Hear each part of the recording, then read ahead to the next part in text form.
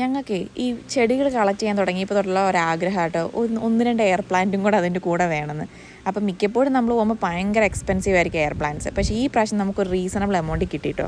ശരിക്കും പറഞ്ഞാൽ കമ്പാരിറ്റീവ്ലി ബാക്കി ചെടികൾ വെച്ച് നോക്കുമ്പോൾ എയർ പ്ലാന്റ് നമുക്ക് കെയർ ചെയ്യാൻ ഭയങ്കര എളുപ്പമാണ്. പക്ഷേ അതിൻ്റെ 2-3 ടിപ്സ് ഉണ്ട്. ഒന്നാമത്തെ ടിപ്പ് എന്ന് പറഞ്ഞാൽ ഏകദേശം 2 ആഴ്ച കൂടുമ്പം ഈ എയർ പ്ലാന്റിനെടുത്ത് വെള്ളത്തിൽ ഈ കാണുന്ന പോലെ ഇങ്ങനെ മുക്കി വെക്കണം കേട്ടോ. ഒരു 30 മിനിറ്റ്സ് തൊട്ട് 1 hours വരെ നമുക്ക് അങ്ങനെ മുക്കി വെക്കാം കേട്ടോ. അങ്ങനെ മുക്കി വെച്ച ശേഷം ഇതിനെ ഒരു ടവലിലോ അല്ലെങ്കിൽ പേപ്പറിലോ ഇങ്ങനെ തലകുത്തി വെച്ചിട്ട് അത് കംപ്ലീറ്റ് ഡ്രൈ ആയതിനു ശേഷമാണ് നമുക്ക് വേണ്ട പാത്രത്തിലേക്ക് വെക്കാൻ പാടുള്ളൂ കേട്ടോ. ഞാൻ എത്ര ശ്രമിച്ചിട്ട് ആശാൻ ഇരിക്കുന്നില്ല. പിന്നെ ആൽബിച്ചൻ വന്നിട്ടാണ് അതെങ്കിലും കമത്തി വെച്ചത്. തീരെ അനുസരണ ഇല്ലായിരുന്നു. പിന്നെ ഇതിൻ്റെ പേര് പോലെ തന്നെ എയർ പ്ലാന്റ് അതിൻ്റെ ഫുഡെല്ലാം എടുക്കുന്നത് എയർ ചെയ്യുന്നത്, അതുകൊണ്ട് മണ്ണും കാര്യങ്ങളൊന്നും വേണ്ട. അപ്പം നമുക്ക് എന്തെങ്കിലും ഗ്ലാസ് ജാറിലോ അങ്ങനെയൊക്കെ വെക്കാം.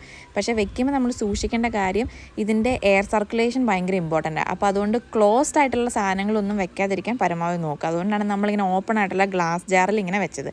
അപ്പോൾ നമ്മൾ ഈ ഡെക്കറേറ്റീവ് ഐറ്റംസ് ഒക്കെ മേടിക്കുമ്പം ഇതിങ്ങനെയൊക്കെ വെക്കാൻ പറ്റിയ ഒരു അടിപൊളി സാധനമാണ്.